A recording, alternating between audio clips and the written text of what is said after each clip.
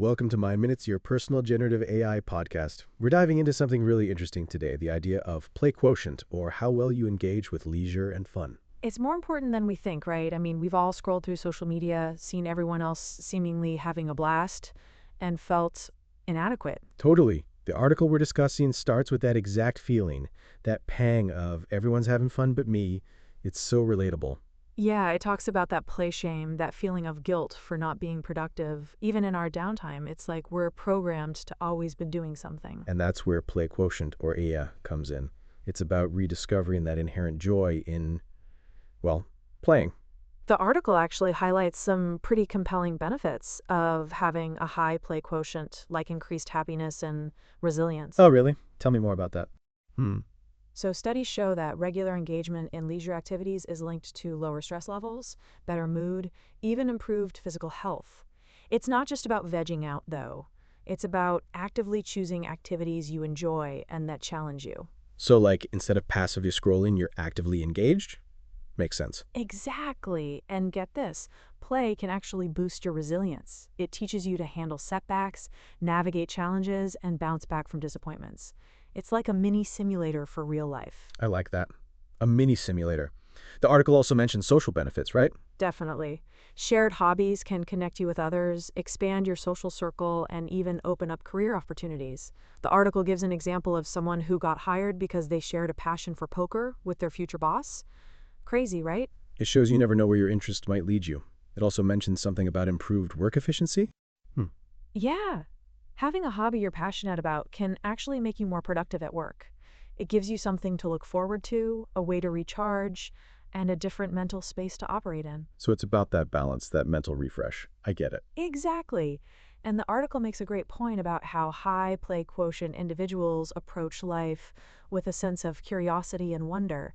They find ways to make even mundane activities fun, like turning fallen leaves into art. It's about finding the joy in the everyday, right? Not just the big, planned out vacations. Absolutely. And it emphasizes the importance of experimenting, of trying new things, even if it's just a 3-minute heat, as they call it. You never know what you'll discover you love. It's about injecting that playful spirit, that sense of wonder into everything we do. Like even grocery shopping can become a game if you try, right? Ah, I like that. Turning the mundane into something fun. The article uses the phrase 3-minute heat, these little bursts of playful activity. It sounds manageable, even for the busiest among us. Exactly. 3 minutes. Anyone can find 3 minutes to just be silly, be playful. And that's kind of the core message here. It doesn't have to be this grand production. Totally. They even talk about how playfulness can actually boost your career. That poker example really stuck with me.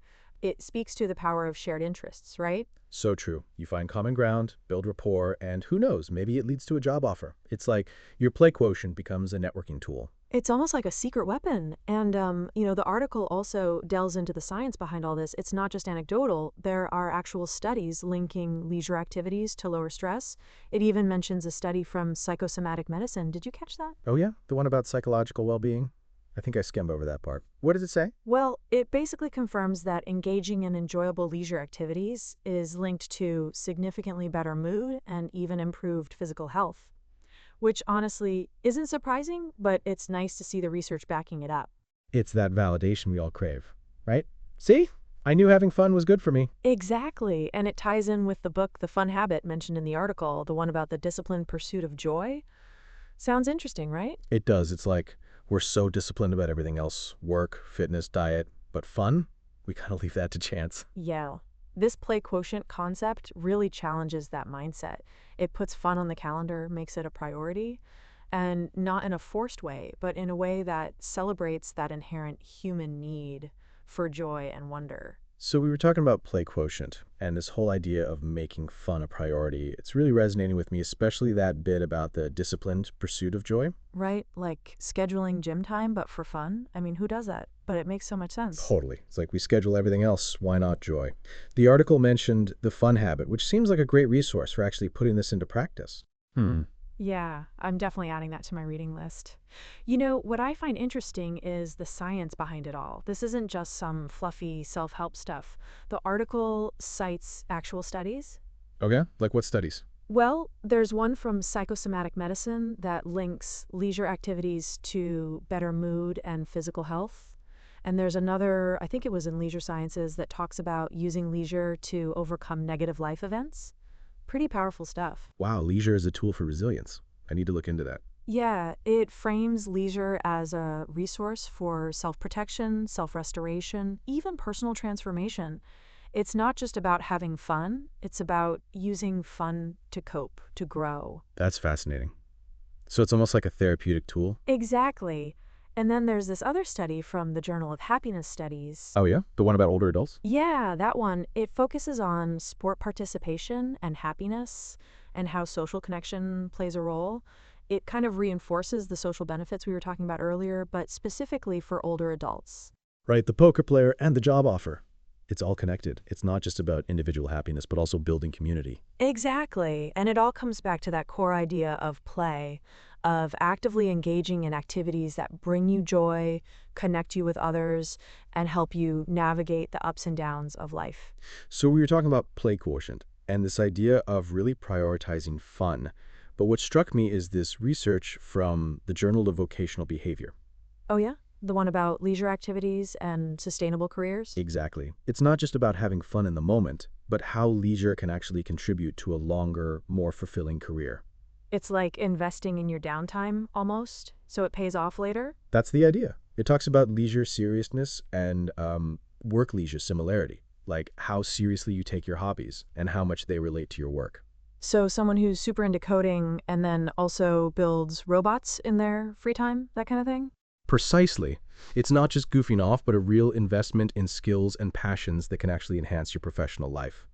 It's fascinating, right? It is. It challenges that whole work-life separation thing, makes it more of a blend. A synergistic blend. And then there's that book, Play, How It Shapes the Brain, by Stuart Brown. Oh, yeah, I've heard of that one. It delves into the science of play, right? Totally. It goes deep into how play helps with creativity and problem solving. Things you need for any career, really. It's like that mini simulator idea we were talking about earlier, but on a deeper level. Play as a training ground for life, not just work. Totally. And, I keep thinking about those keywords mentioned, play quotient, leisure, hobbies.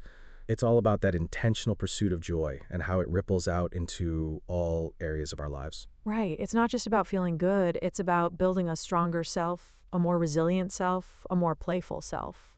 Exactly. It's about fostering that inner child, that sense of wonder. And who knows, maybe it'll even land you a dream job like that poker player. Ha! I love that. So, to wrap things up, it sounds like play isn't just something we should do, it's something we need to do for our well being, our careers, our whole selves. Absolutely. It's about reclaiming joy, making it a priority, and watching the magic unfold. Thanks for joining us on Mind Minutes, everyone. Until next time, keep playing, keep exploring, and keep those minds curious. Bye for now. And remember, a little bit of play goes a long way. So, go out there and find your 3-minute eat. Catch you next time, folks.